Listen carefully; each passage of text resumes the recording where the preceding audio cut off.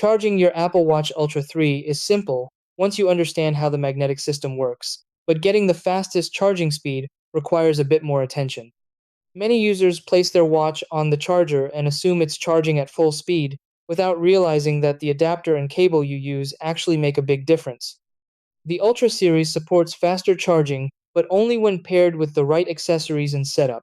Without that, it will still charge but not as quickly as it could.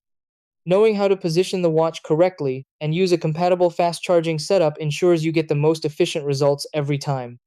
Once everything is set properly, charging becomes quick, reliable, and easy to manage during your daily routine.